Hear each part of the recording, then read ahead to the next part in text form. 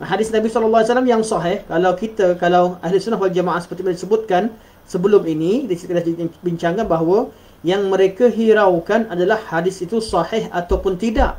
Kalau ianya sahih daripada Nabi SAW, tiada keraguan, maka mereka terima. Tak kiralah hadis ahad ke atau mutawatir. Sebab apa mereka kata begitu? Sebab pembahagian hadis kepada mutawatir dan ahad sekalipun tidak pernah dibincangkan oleh ulama salaf. Ulama salaf hanya membincangkan hadis itu sahih ataupun tidak.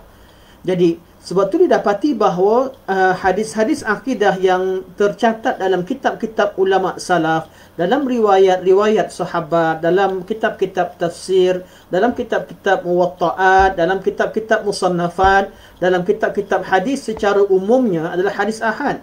Jadi pada zaman mereka tidak pernah membahagikan hadis kepada mutawatir dan ahad.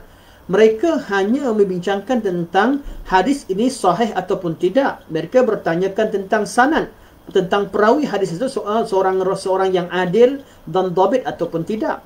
Yang mereka tak pernah bezakan hadis mutawatir ataupun ahad. Apatah lagi mereka bincangkan tentang menolak hadis ahad dalam bab-bab tertentu. Malah ulama hadis termasuk Al-Khatib Al-Baghdadi pada kurun yang kelima, ketika beliau memasukkan perbincangan hadis mutawatir dan ahad dalam kitab beliau Al-Kifayah sekalipun, beliau bukanlah bertujuan untuk menolak hadis ahad. Beliau hanya bertujuan untuk beritahu dari segi kekuatan sanad daripada hadis mutawatir itu lebih kuat berbanding dengan hadis ahad, walaupun kedua-duanya diterima bahawa sekiranya ianya sahih. Itu tujuannya untuk tarjihkan sanad, bukan tujuan untuk menolak sebahagian daripada hadis ahad.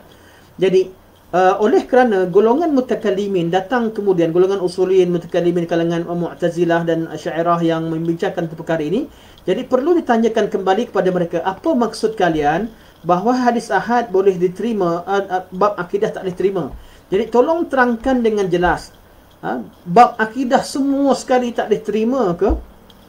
Ataupun ada bab akidah yang boleh diterima dan ada yang tak boleh diterima. Kalau katakan semua akidah tak diterima dengan hadis ahad, jadi apa yang berbaki daripada akidah anda? Dari mana anda ambil akidah anda? Adakah hadis itu tidak digunakan dalam memahami akidah umat Islam? Kerana 99 malah 100% kalau nak tengok hadis ahad yang hadis yang mutawatir secara lafzi tak wujud, namun secara maknawi banyak. Cara maknawi termasuk hadis ahad, banyak hadis ahad yang secara lafzinya tidak mutawatir, namun dari segi maknawinya mutawatir. Itulah masalah akidah.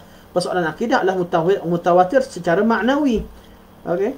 Jadi kata Syekh, kita tanyakan untuk permulaan kami ingin tujukan soalan.